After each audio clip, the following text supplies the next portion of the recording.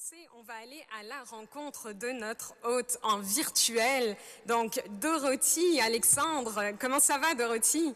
Ça va très bien et toi, ça va bien? Before we start, let's talk to our virtual host, Dorothy. How are you, Dorothy? Dorothy, on ne t'entend pas encore, mais il devrait... Dorothy, we can't hear you in the room, Mais on devrait t'entendre sous peu. but we should be hearing you soon. Ah, Dorothy, je pense que je t'entends. Vous m'entendez? Alors, Super, comment vas-tu?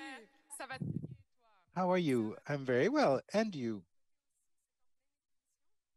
C'est en pleine Is everything hopping on your side? Yes, we're about 100 people online participating in the virtual side of this summit. We have people from Vernon, Timmins, Calgary, Moncton, and even further afield. So what I'd love to do is share some of what's been happening online over the last couple of days. And I'd say that it was a lot of rich conversation. So our online sessions have focused on emergency preparedness and response, both at the community and organizational levels. We also heard from people who have been stepping in to fill the gaps left by government emergency plans that excluded their communities, specifically people living on remote First Nations and precarious status and undocumented migrants. We also talked about visions of emergency management and response grounded in community care and the difference that would make for women and gender diverse people, particularly those further marginalized by race, indigeneity, disability, age, and immigration status. Et maintenant, si je poursuis en français, il y a eu d'autres conversations. And now, to continue in French, we had other conversations early this afternoon. We heard testimonials from 3 experts in emergency management who are among the first in Canada to adopt a GBA plus lens to their work. What is the work they've done? They have collaborated closely with the Canadian Women's Foundation and an advisory committee made up of organizations offering gender-based violence services, a number of which are participating in this event, to create service continuity guidelines in the gender-based violence sector. So you can access the service continuity guidelines in English and in French at canadianwomen.org. And you can see the address online, or I'd say on your screen, under the heading Lessons Learned from the Pandemic. And also, I'd like to say that the session recordings of virtual summit events, as well as our graphic recorders illustrations, will be made available on our website next week for those who wish to check it out. So I'd like to point out that the work done by the recorders, the graphic recorder is just amazing, using art to support all the conversations today. So thank you again, Adriana. And now back to you, Nelly and Beth. For sharing this information with us, and welcome to everyone joining us online. In a moment, we will welcome our moderator and panelists to the stage, but before we do that, we'd like you all to note that we will again be using Slido during this session, but this time we won't be using this tool to collect your questions for the panelists. Instead, the moderator will be inviting you to contribute to the discussion through the use of Slido, all right? So to participate, you will need to scan the QR code on your tabletop tent cards, and our tech team will initiate 2 questions for you through the course of the panel, and we encourage you to participate. Also note that you have notebooks on your tables, so again, please feel free to use these to write about what feels important to you that the visual recorder can capture. You can see over there, Elena is doing incredible work, and please leave those notes beside the materials basket. They will be collected. Now, please join us in welcoming Paulette Senior, President and CEO of the Canadian Women's Foundation, to the stage, along with our exceptional panelists, Rosemary Rowlands, Jean-François Mouet, Fatima Narvaez and Tanya Felix.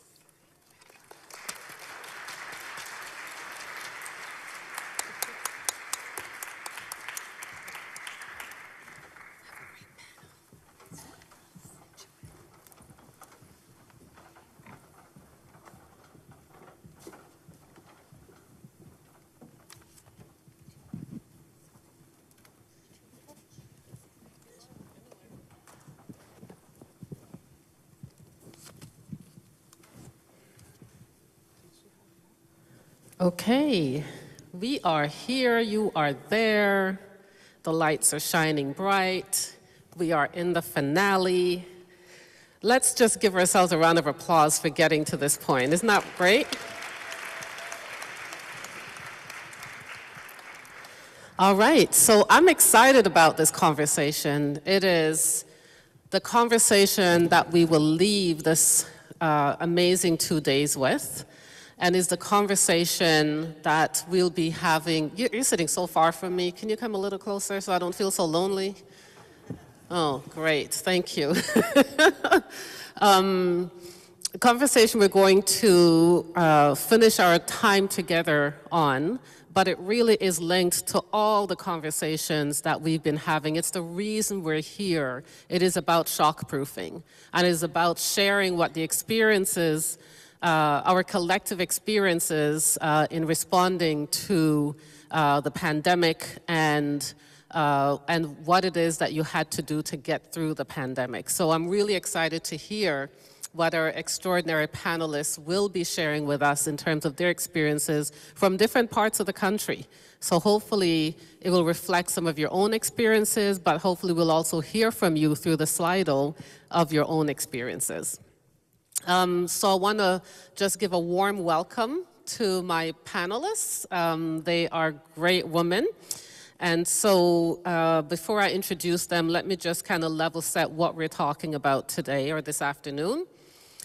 So when the pandemic started, an already overstretched sector had to respond. And in the case of a crisis like the pandemic or any kind of crisis that we've been through, or even future crises we may face, this is what shockproofing is about. It's about the need to be better resourced so that we can absorb the shock of the increased rates of GBV that occur in times like these.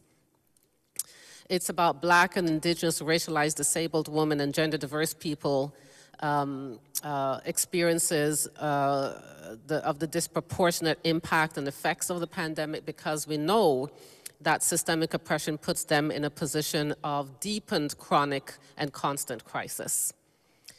And we also know that through the sessions that you've attended over the last couple of days, we have made an important point of foregrounding the experiences and perspectives of staff from organizations in the sector who have been among the primary, what we call shock absorbers. That's who you've been in the work that you've been doing. So to further this conversation, to get it going, I just want to welcome the panelists in front of you. Rosemary Rollins, who's from the Help and Hope families in Watson Lake, Yukon Territory. Please give a wave, Rosemary. Jeanne-Françoise Mouet, who is from La Maison d'Hébergement pour Femmes Francophones de Toronto, in my hometown of Scarborough, in Toronto. I don't live there, but you'll never get it out of me. I'm a Scarborough girl. And then there's Fatima Narvaez, who is from Calgary Immigrant Women's Association in Alberta. Give a wave. And not to be outdone is Tanya Felix, who's from the Antigonish Women's Center and Sexual Assault Services in Nova Scotia. Please give a wave. Okay. So like many or probably all of you here, our panelists today represent organizations in the women's and gender justice sector that received federal government's pandemic recovery and response grants distributed by Women's Shelters Canada as well as us at the Canadian Women's Foundation. And they've joined us here today to reflect on their experiences throughout the pandemic, the challenges and opportunities of adjusting to a new normal, and what they see on the horizon for the sector. So I'm really honored to be moderating this conversation with you today. And I want to begin by asking the first question, and I'm just going to invite one of you to start us off. So share with us how you have been able to manage the change that your organization has gone through. So has your organization gone through a change because of the pandemic? Do you want to start us off? Yeah. Keep talking, keep Can talking. everybody hear me? Perfect. When prior to COVID, just to give a little background, I'm the co-director of the Antigonish Women's Resource Center and Sexual Assault Services Association in Nova Scotia. Prior to the pandemic, I guess our organization has a long-standing history in the community. We're celebrating 40 years now. When the pandemic came, we're also a very, face-to-face services. We're about bringing people together. So when the pandemic arrived, the halls were empty. We're washing our groceries, keeping mom out of the house. It was very strange times, and relatively unexpected. So we had to pivot quite quickly and look at new ways to do things. It took a little bit of a while. It took a little bit of time to get our bearings around what this may look like. We introduced some new technology, so we moved a lot of our services online. We tried to continue regular services as best as possible, but we also realized that the communities around us, being predominantly rural, there's internet issues, there's understanding of technology. Zoom is common, but at that time, at the start of the pandemic, not as it is today. So we had to pivot quite fast, and I think we were quite successful in doing that. We tried to maintain in-person services when it allowed. But from the organization that entered the pandemic, a traditional face-to-face, what came out the other side was more of we became a little bit more streamlined and more flexible and responsive. We also lost some things. We lost some of our cohesion amongst our staff and our placement in community, because our networks were also struggling with the pandemic and finding new ways of doing things. So I would say that was our biggest impact. That was the shift.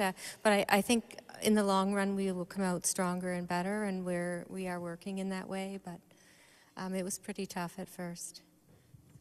Thank you, Tanya. You can hold your mic. Sorry, yeah. And do you want to go next, Rosemary? Okay, yes. So reflecting on this, March 11th was when the WHO officially declared global pandemic.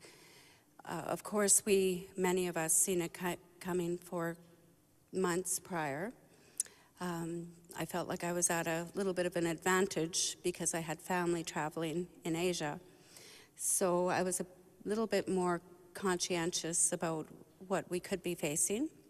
And I also had done some prior work in policy around preparing for pandemics in early 2000.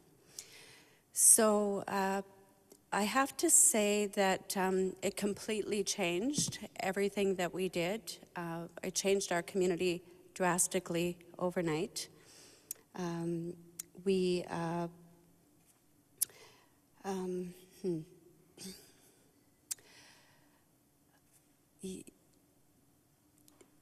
Yeah, it's hard to think back to those days. One of the things that happened is that we shifted right away to a more conscientious trauma response for staff and for residents. What did that look like, Rosemary? Conscientious response? Yes, care and comfort. Just, you could see the terror in people's eyes, not knowing they're already in transition. Things were rapidly closing down. Everybody went home. So, yeah, the shelter was continuing to get requests, and yet it was becoming more and more difficult to determine how to navigate that. And yeah, we've seen some really challenging early situations and worked them through. The fear was a big thing for women. And yeah, so it started out like the worst of days, and reflecting back now, I can say there was a little bit of good days, and the transition throughout this whole journey, it's not over. There's a lot happening. I've got to say thank you. This is an incredible opportunity to thank WAGE and to thank Shelters Canada. I know every organization or ED in this room knows that that funding saved lives, and in our shelter's case, it actually saved our shelter. So, yeah. I think you can cheer for that. That's important. So we've heard from Tanya about the increased labor and attentiveness and the pivoting that had to happen. We're hearing from you with respect to the fear and the terror, but also how it brought your team together in a much more cohesive and conscientious way. So Fatima, I'm curious about your experience, what that was like. Yes, it's a pleasure to be here, Paula, first of all, to represent Calgary Immigrant Women's Association, or CIWA. So before the pandemic, CIWA had a historical average increase of 7%. By the end of 2020, the number of individuals who accessed supports around family, gender-based, and intimate partner violence spiked up to 47%. And so we saw how the pandemic aggravated the vulnerabilities among immigrant and refugee women who are impacted by gender-based violence. And so as the pandemic demanded shifts from all of our organizations, the pandemic also quickly uncovered two major challenges for our clients. And these challenges were the impetus for change for our organization. So the first challenge was that, one, the pandemic revealed significant barriers to accessing technology. Like it was a matter of the ability to purchase the device and also the ability to purchase internet or even phone plans. And then the second major challenge was that the pandemic revealed that there's a significant, or there's an unequal access rather, to gender support violence services, or gender-based violence supports rather, across the city and in rural areas. And so considering these challenges, the pandemic changed our organization because it forced us to broaden our approach and service delivery. It really forced us to take a look at how we can adapt our services so that we can meet the needs or the diverse needs of our clients. And so the pandemic changed our organization in a way that CIWA shifted our service delivery. We really had to use the platforms that our clients knew how to use, especially our clients who were in the foundational literacy level. We delivered services in the backyard, backyard counseling services. We facilitated mental health sessions in the park, of course, while making sure that confidentiality was in place. And we also use apps that we really never considered using before. Right. Like WhatsApp, for example. Mm-hmm. So with our foundational literacy learners, they are aware, visually aware of the apps on their phones. And so we had to make sure that we can provide the services as they needed and as they knew how. And then secondly, The pandemic also changed the organization as CIWA engaged multiple stakeholders in collective activism so that we can help facilitate equal access of services and support. And so we actually strengthened our partnership with the Calgary Police, the Domestic Conflict Response Team. We also partnered with hotels so that we could provide emergency housing. We know that the shelters were also inundated by clients then.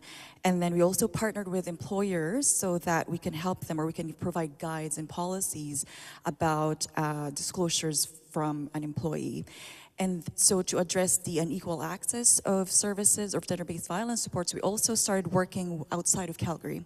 So we went and delivered services up to High River, 3 hours away from Calgary, Red Deer, Okotoks.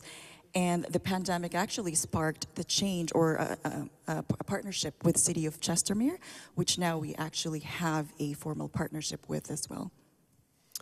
Wow, that's a lot. That's a lot in terms of the spike, the unusual collaborations, the expansion of your service, and so much more. Thank you so much. And as you get your devices ready, I'm going to put the same question to you.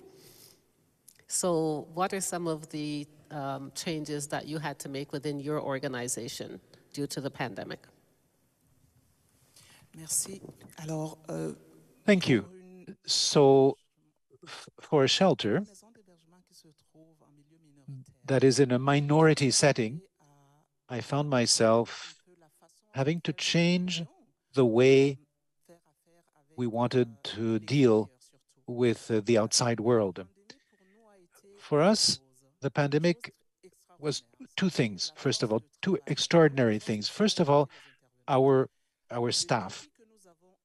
The challenge we had working in a minority setting was to have information in French so that we could provide information to our clientele. It was extremely difficult to work with the public health department. I remember I have colleagues in the room here who told us they had contacts in hospitals who would help them implement prevention mechanisms within their organizations. We had to ask ourselves, where are we going to get information? How can we provide information to our clients, first of all, within our shelter, and Francophone women and the Francophone community as a whole? And information would change from 1 minute to the next. The guidelines, the rules kept changing. For us, it was very difficult to have access to information. And I would like to thank my colleagues in other shelters who, during our monthly meetings, would provide us with some information and some contacts within the community to get information. Working in a minority setting, that was the first reality for us. Access to crucial information was a challenge, especially at the start. Now, within our service, unfortunately, at the same time, on April 1st, 2020, we had a sewer backup. So the whole basement was flooded and we had to restrict access. We had to keep our distance. 50% of our square footage was no longer accessible. So it was extremely hard to observe distancing in a much reduced space.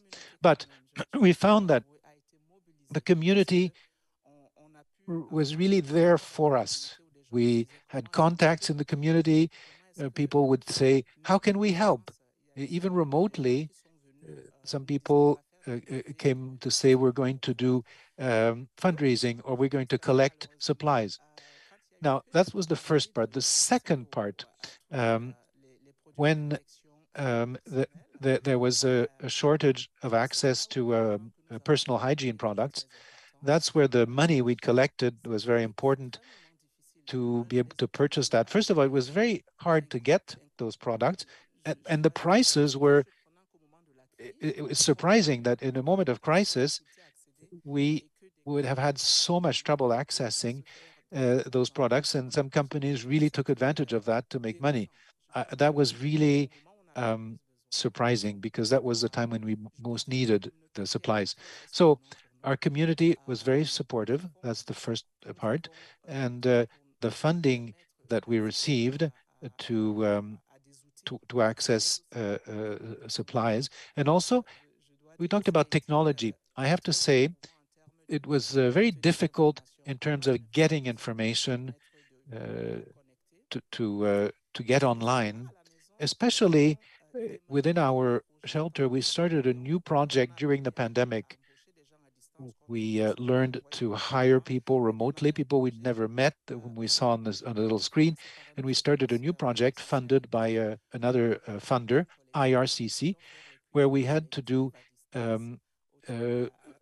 collective cooking. Well, how can you do collective cooking on Zoom? But we did manage to get women together, to give them vouchers to order food and to cook together on Zoom. So there was a lot of creativity. We had to find a way to reach out to women, to keep contact with women, both inside and outside our facility. So we really experienced a lot of solidarity in order to survive and to get where we are today. And I hope that solidarity will continue. Wow, that kind of leads us a little bit into, yeah, I think that's worth a cheer. And thank you for walking us through that, because it's almost like we could imagine ourselves in it, 3 years ago. We all didn't know what to do, or where we would be, or how we're going to get through this, no matter where we were. And so common responses you're giving around accessibility and about technology and about community solidarity, and but also being a minority language as an issue to also have to contend with, which then deepened the issues around accessibility to information. So it really kind of painted a solid picture. And so now I'm wondering, in light of all of the changes that you had to make within your organization, what has stuck? What is the thing that really, because when our backs are up against the wall, pivot is a nice word, but it doesn't quite capture what it takes. It just that's only 5 letters. But the process of shifting is something entirely different. It's work, and it's not work that we probably thought we ever had to do.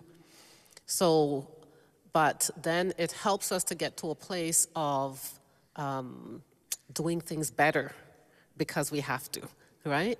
So could you talk about what is a thing or two that you've maintained as a result of the change your organization has to go through? And I think I'd like to start with you, Rosemary. So our organization is completely shifted in so many ways. We looked at everything. We even cleaned out a basement that had 30 years of history in it. We found cameras and clothes from the 70s, and it was quite a process. In fact, we are still working on that particular change. We just really looked at part of it naturally happened. So there were staff who left in the early days for each their own reason, but we had quite a big shift in staff, and we had a core who stayed together as a team and worked through the entire past 3 years in supporting each other. So it was only in the past year that we've been able to start to rebuild that capacity. Much of the work that we did was direct service delivery, and similar to having other things come up, we had 2 floods during the time in the building, and we also had record snowfall, and that created damage to our roof, which again was putting the shelter in danger again. So just the shelter has now been fully repaired.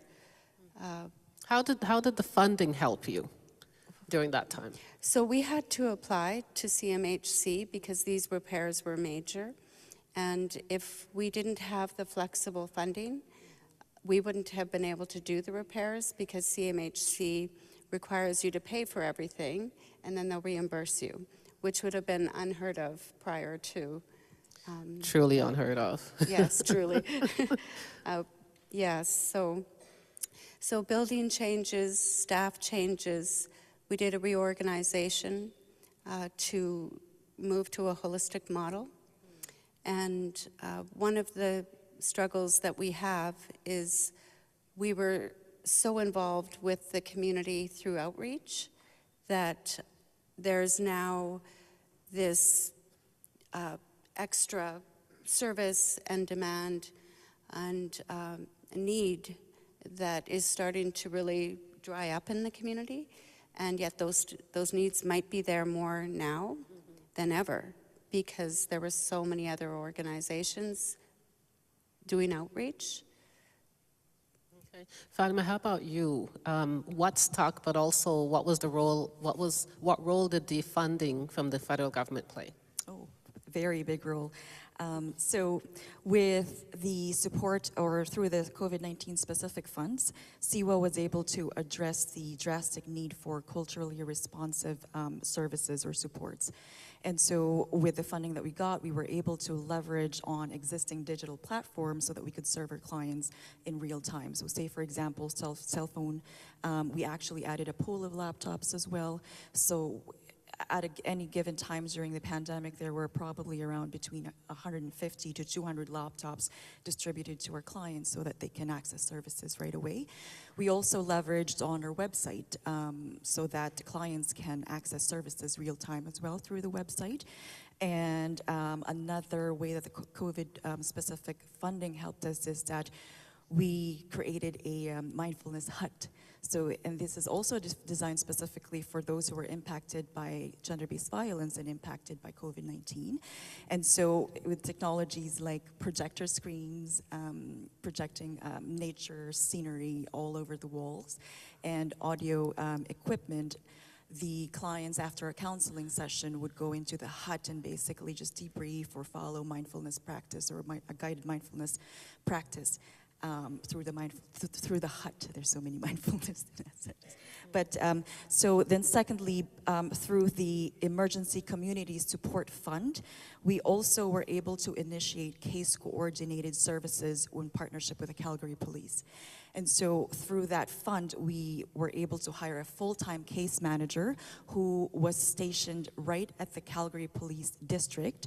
Wow. In partnership, directly working with a constable, so that when in response to domestic conflict calls, our staff is also there to provide any potential cultural gaps when serving immigrant and refugee clients.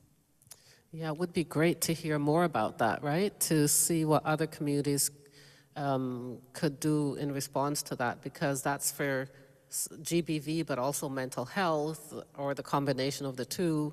So it'd be good to get some follow-up information how that's working. And what about you, Jean-Françoise? Alors, les deux éléments, est-ce qu'on m'entend? Oui. Les deux éléments. The two parts that were important and that we will try to maintain permanently are, number one, the strength of our team. I've realized that sector is strong, but also fragile in a time of crisis. The people that we can rely on are the first-line workers, and that was vital for service continuity. During the worst of the pandemic, we lost sometimes our frontline workers are also single parents with children who had to study remotely, so they couldn't come to work. But those that were able to come to work, we could rely on them. But it was very fragile.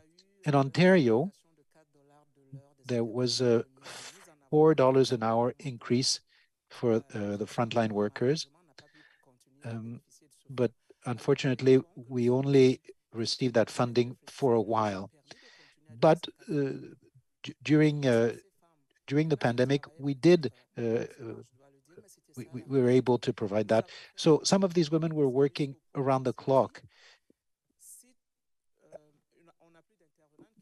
At one point, we thought that we'll have to have somebody who would live in the shelter around the clock, because it was hard for some of our workers to come in. And we had to continue to provide the service. At one point, we had more children than women. So the funding allowed us to pay for transit for those who were able to come to work, and to top up wages in order to recognize the work. I said it earlier, the solidarity, because our sector is important, but it's still very fragile. And that's one of the key conclusions from the pandemic, one of the key lessons. This is something that we have to work on. How can we strengthen our teams, our staff? Not just give time off. If you get time off and you don't have money to enjoy it, what's the use? You can rest, sure. But with the cost of living that's very high today, we need, as a sector, and that's the message that we would like to convey to all levels of government, we need proper funding for the sector, because it's vital. If women don't go to work, if children aren't taken care of, we lose economically. For us, that was the key. Support women's work, recognizing it through wages, of course, but also through the care we take for them. You take it for granted, you hire people, they have to show up to work, and then everybody does their job and goes home. But those women we women are workers, but we also have families. We would go home, and what would await us at home? So that's the key lesson I drew. And the money, the flexibility of the funding allowed us to really just fully recognize our team's work. And that's what pains me a little bit. What will happen when we won't have that funding anymore? Well, my activist heart is a little happy right now because I think what you're saying is so important to bring into the space, that systemic issue of gender pay gap, but also the undervaluing of the work of women in this sector, and also to point out about the unreliability of the $4 increase, which is now gone, as if the work is gone, right? So thank you for pointing that out. And as we are about to hear from Tanya to this, in response to this question, I also want to make sure that you know you can put some questions up. I know that Lise is gonna share whatever questions you may have. But just want to remind you that if you have questions, please use the Slido to do that, both for those who are streaming in and for those who are in the room. So Tanya, do you want to respond to that? Sure, thank you. It's a great question. I think our takeaways post-pandemic and the support from pandemic-specific funding would be technology. It's allowed our organization to, I guess, push ourselves forward, where before the pandemic and without this funding, we would maybe lag on it because you're busy with everyday work, and there can be, putting off on very dull things like streamlining your payroll system. It sounds not very interesting, but for the admin in our office, during the pandemic, being the only one in the center at times, trying to cover off on our being sure staff got paid, just very minimal, not minimal at all, but very day-to-day operations. But having pandemic funding, allowed us to have put money towards new technology that we will carry forward into the future. It also allowed us to offer technology to women and others in rural areas who really struggle with access to internet, but also even just owning a laptop or things like that. And we ourselves moved to doing more online and Zoom, and these services and apps were available before, but not implemented that much. It was almost viewed as secondary or not. It's never. But now I find it's become more of a primary piece of the work that we do. And going forward, our preference is always in person, always face to face. We're an on-the-ground, community-based organization, but also, this has allowed us to reach others who, especially in rural areas, who don't want to take that drive into our service into Antigonish, which is kind of the regional service center where our office is located. The second piece on the second takeaway from this was it allowed us to some of our funding is from other.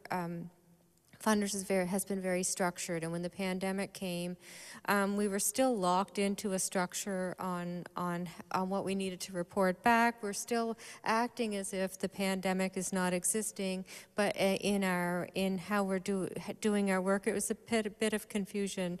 So this funding allowed us, in particular, we had received some shockproofing funds for to continue with racial justice work the center was doing.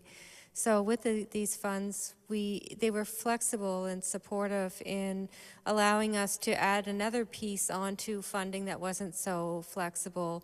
And with that funding, we were able to offer the women in our African Nova Scotian communities the opportunity to really come together. This was something they expressed that they needed to do. They had been living rurally, isolated in isolated rural communities, and not seeing each other, and living in a rural area, I feel that has sometimes an extra layer. And with technology, we have a lot of aging. We have an aging population, so not everybody is able to adopt that. There was actually quite a push from through our programming for people to engage more with technology, and I think we've supported women and communities in adopting more technology so they can reduce isolation. And in the African Nova Scotian community with the retreat, it really helped bring this group, the women in these three separate, distinct historic communities in Nova Scotia, which are outside of Halifax, quite a distance, and sometimes maybe. I don't want to speak for these communities, but I would say sometimes maybe feel left out of the bigger picture. So it allows them to come together, share ideas, and to reconnect and build and begin the process of building themselves back up. And I didn't attend the retreat, but the feedback was really wonderful and beautiful. And without that funding, we would not have been able to offer that opportunity. And I also think that's an opportunity that will continue and is led by those communities, and that's what we like to see. So, thanks, Tanya. So, as you spoke, it made me think that without the funding, we wouldn't all be here. So it's also the funding that has the similar pockets of funding that has allowed us to actually gather today. So we have, we're looking at it from our individual organizations, even some of the individual programs within the organization, building up our administrative infrastructure, helping us to bring women together to convene and know that they're not alone, but also at this level, bringing us all together to know that we're not alone. Because I'm hoping that as these incredible women speak about the experiences in the organizations, that you can also relate to some of these similar issues that you had to contend with, but also some of the the initiatives that they've put in place, like technology, like infrastructure. Yeah. I just want to say attending the conference has really validated for me some of my experiences. When you kind of feel you're out on the perimeter, and hearing from others in the room has really helped. I guess it reassure me that sometimes we've been on the right path, and this is a common experience in this sector, and this opportunity has opened my eyes to some of this, so thank you. So I'm wondering about those of you listening here and online, if you've had some of those similar experiences. So as you think about your responses, we're going to have a bit of a musical pause, I'm hearing. So please take a minute to respond to the question that you see on the somewhere, which is, did you develop innovative practices or new ways of working with pandemic emergency funding? So please take a minute to respond to that. And Lise is going to come up to read those questions. There you go. Jeopardy.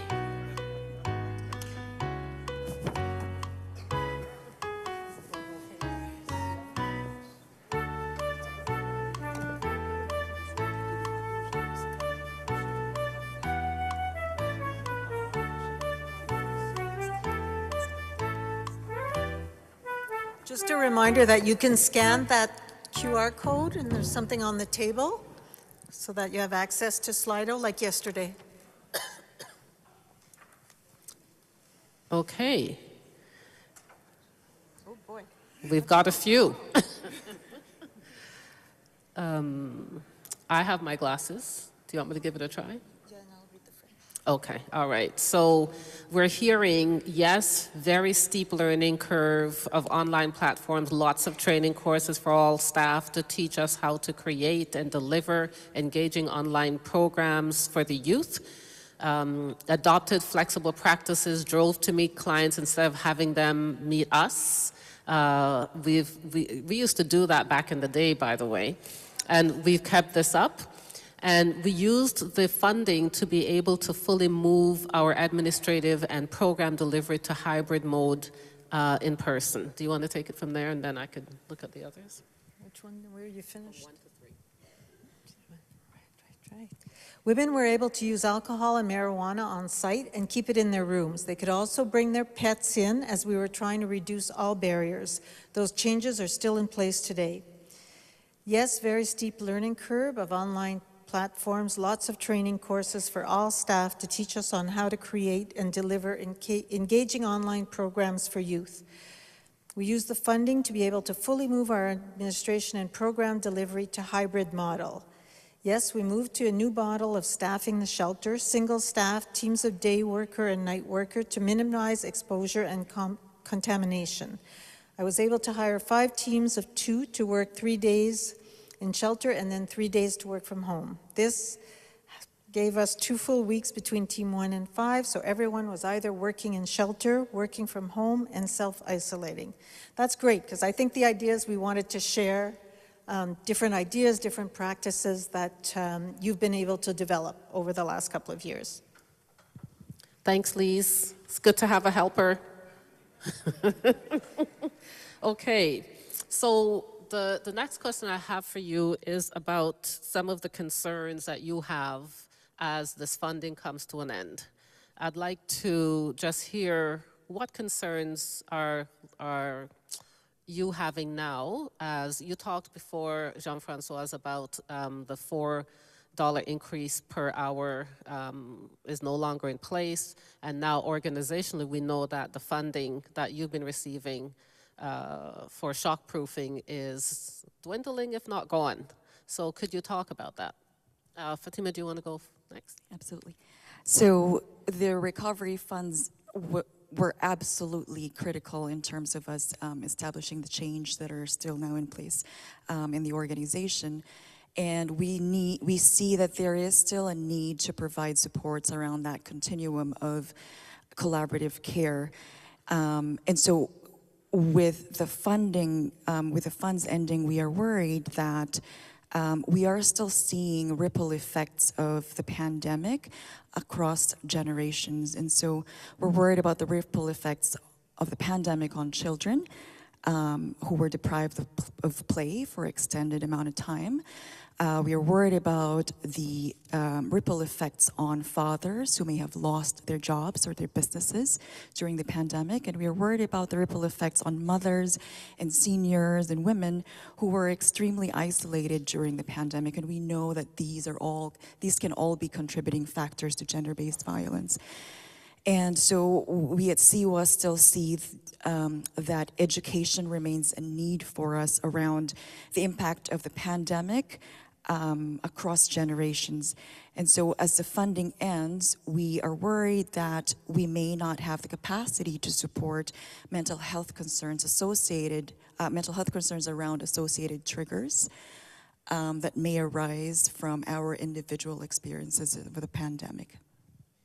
Okay, Jean-Françoise. La fin du financement. La fin de ce financement, je l'ai dit tout à l'heure, the end of this funding is something that I'm very concerned with for many reasons, but mainly the flexibility that this funding afforded us. Because it's true that we were living a crisis, so it was taxpayers' money. We're being told that very often. We understand that.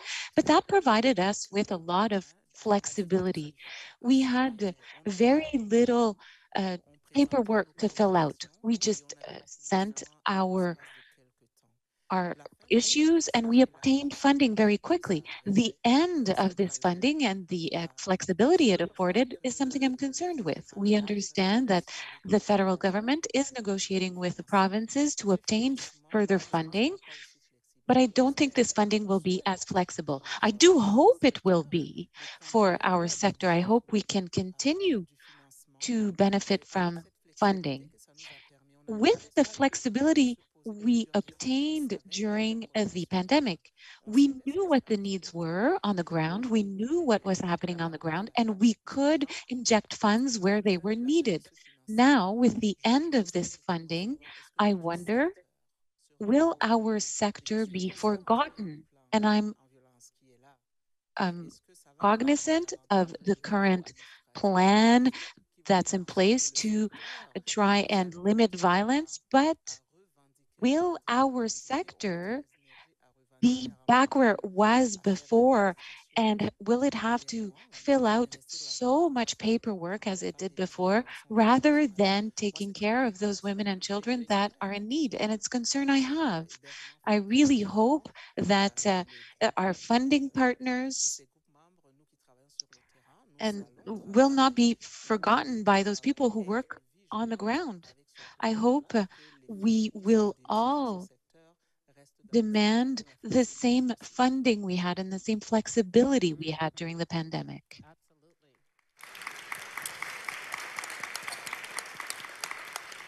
So I really appreciate both your comments as I get tied up in this thing.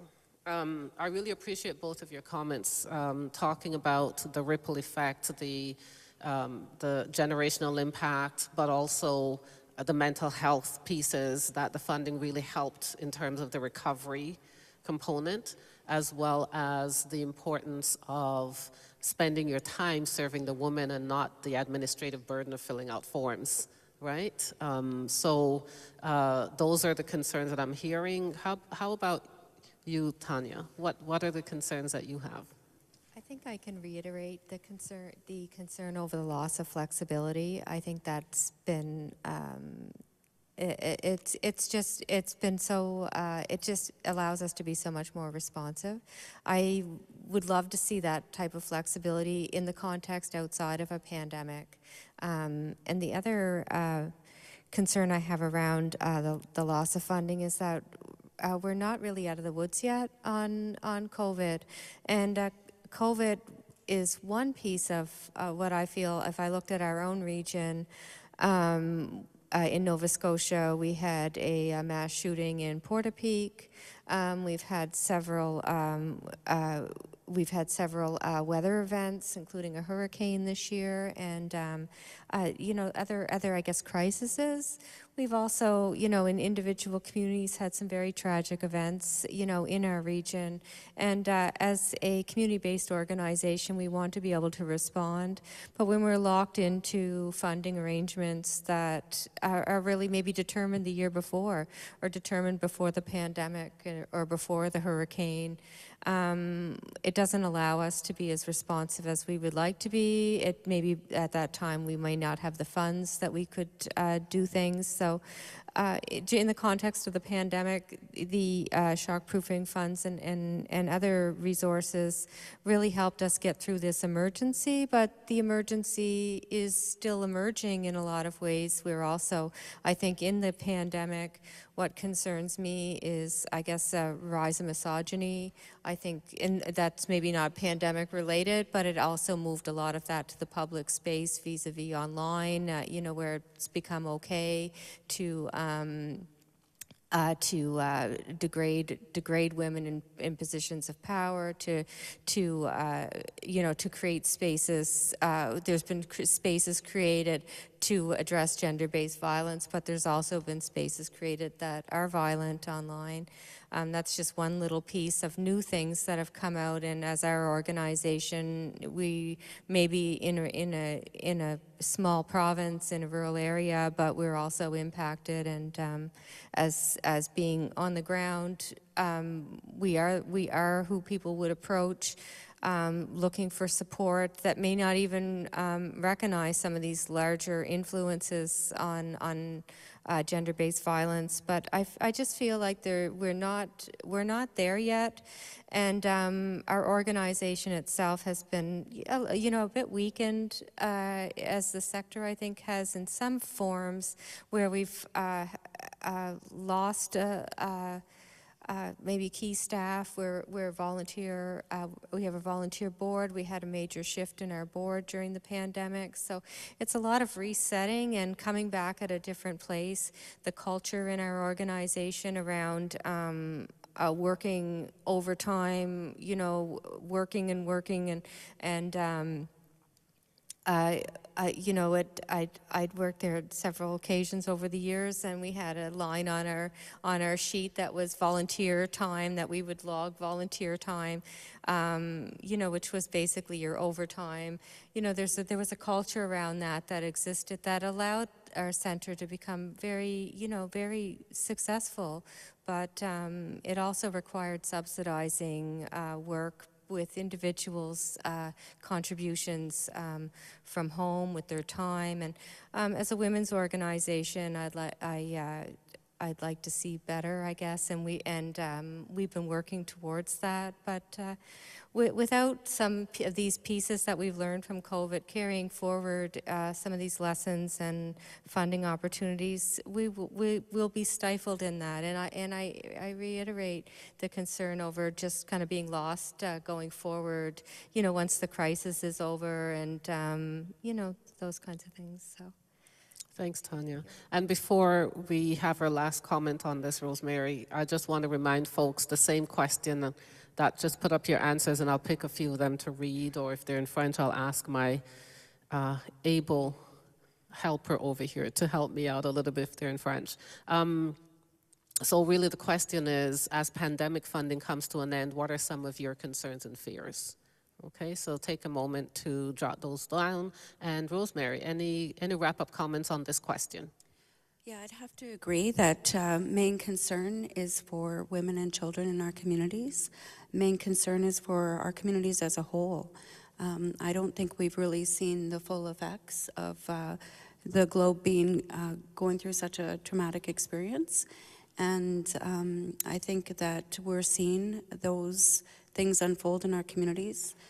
The Yukon has actually, I think it's the highest rate, 3 times the national average of opioid deaths, unlike anything we've ever seen in the history. So people are getting daily news, weekly news, monthly news, and these are mothers with children.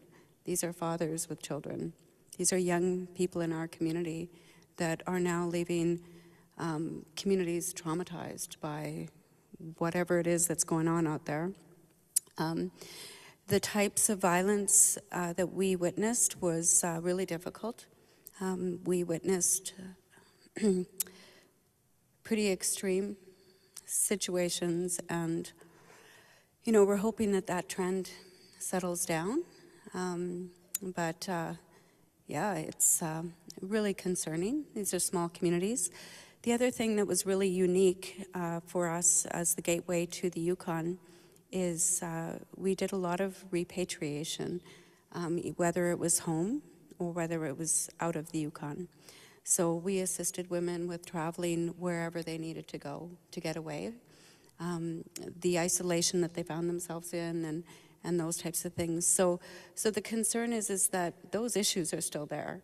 And our ability to respond is, as a community, is just as important now as it was then, because as everything recovers and the communities open up, we don't know the full extent of how this is going to impact. And knowing that for our community, women have 24 hours a day, 7 days a week, they can get a safe ride, a safe cab, a safe shuttle, if need be, a safe airplane to get safe. And so much of that level of prevention and support was offered. I just have to look at the positives, and as we know, it's difficult to measure prevention, but I think if we were to look at our small community, we did pretty good. Thank you. So my time has effectively come to an end, but I'm going to stretch it a little bit. Any comments here in terms of this question? So lots. Outreach programs coming to an end, scarcity takes hold, and we can't be creative and adapt our programming the ways the community needs or asked us to. I will have to lay off a staff person as well as ending a much needed program for children. We heard this. We'll have to shift from service delivery mode into fundraising mode. That's a lot of resources to do that.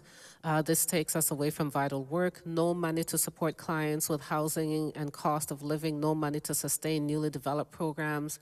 And backsliding on accessibility measures that should have been there in the first place. More. We won't be able to meet the needs of people in our communities. Another crisis will hit, and we're already so depleted. Safety of women and children, we've heard this, that we will have to reevaluate our programs and lay off staff for much needed programs, staff losing their jobs.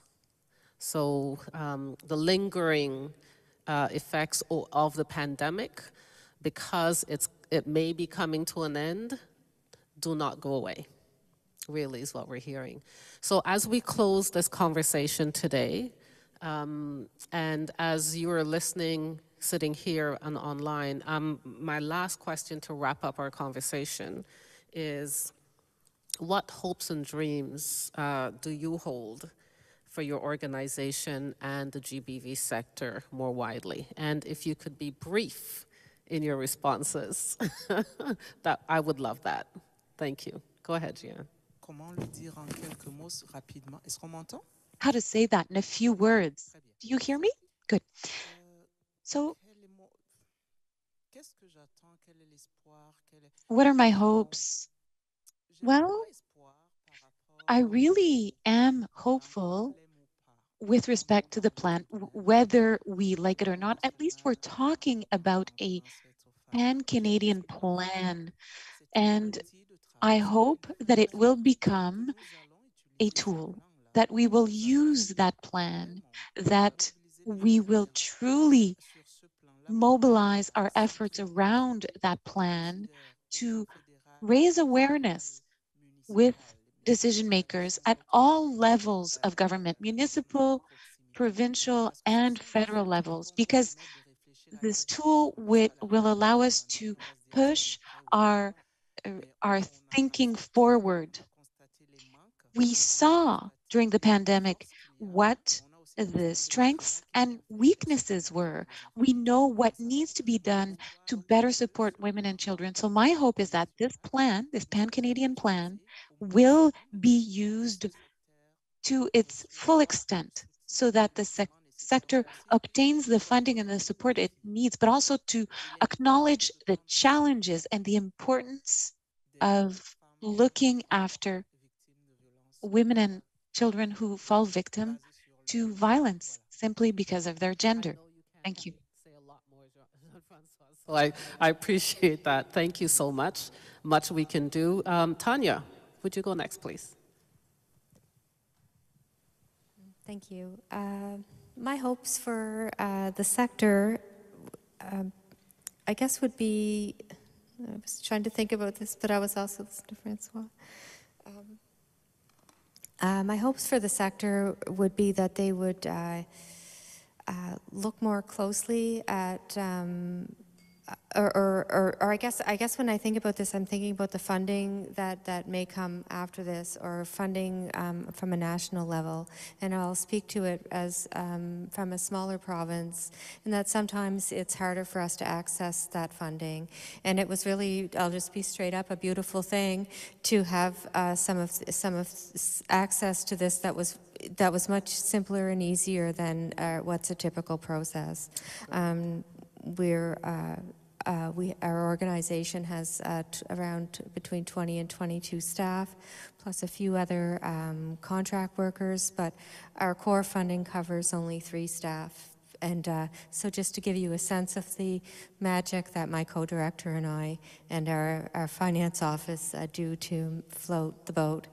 And it's disheartening in a lot of ways, knowing the value of this work. So I guess maybe what I hope is that we will be heard today through will also hear our voices and can advocate for all women across Canada, especially when it does come to more flexible funding and federal funding in particular, where a majority of our funding comes from, pockets and different sources, and sometimes provincial.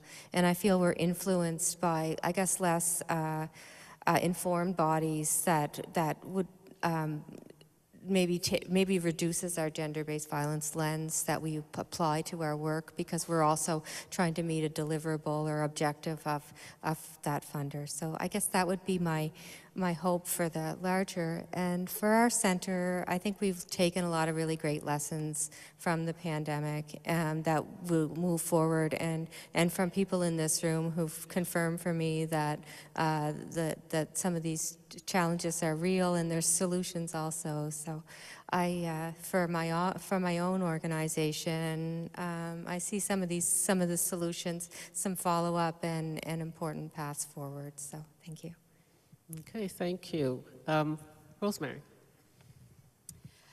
Yeah, I think that there's this momentum, and it's important to continue to modernize and decolonize our center, and there's a tremendous opportunity for it to be continue to work in collaboration with all of our service providers to look at ways to end violence.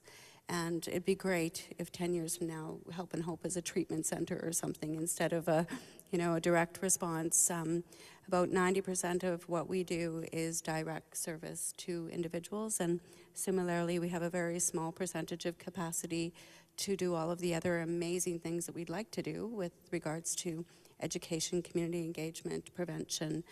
We've just started to work with youth, which was overdue for our organization, and they're bringing incredible energy and insight. And yeah, we've, I think that our hope is that we continue to embrace everything we've learned and respond to anything that's happening out there to harm women in our best ability, and to move towards ending violence. Thank you. And finally, Fatima. Thank you. So we saw the significant increase of interprovincial migration in 2020 and 2021. And according to Statistics Canada, there were almost 89,000 individuals who moved away from Ontario alone.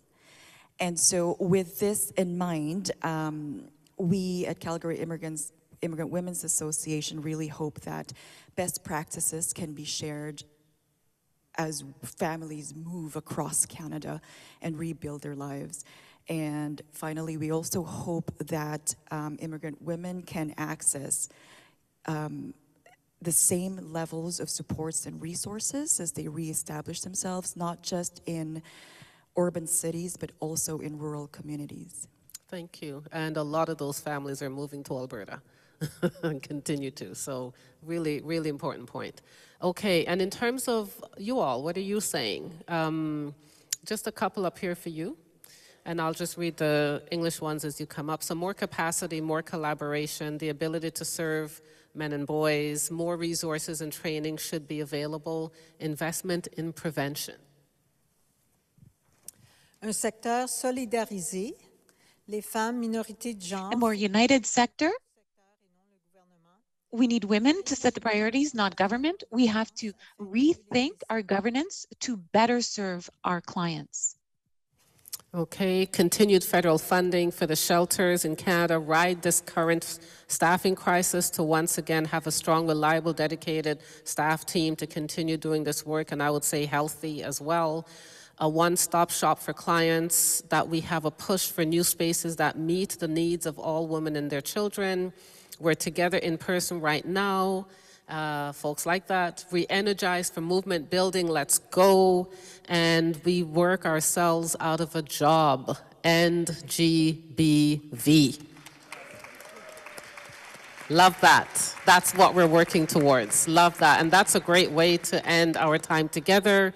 Thank you so much for your attentive listening. Thank you for being here, and my job is done. So I'm gonna call up our two extraordinary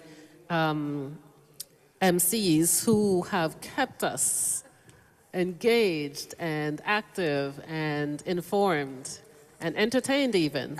Thank you. No pressure, Paula. Please thank the panelists. Merci, merci tout le monde. Merci, un grand merci à Paulette. Thank you, everyone. Thank you, Paulette, and thank you to all the panelists.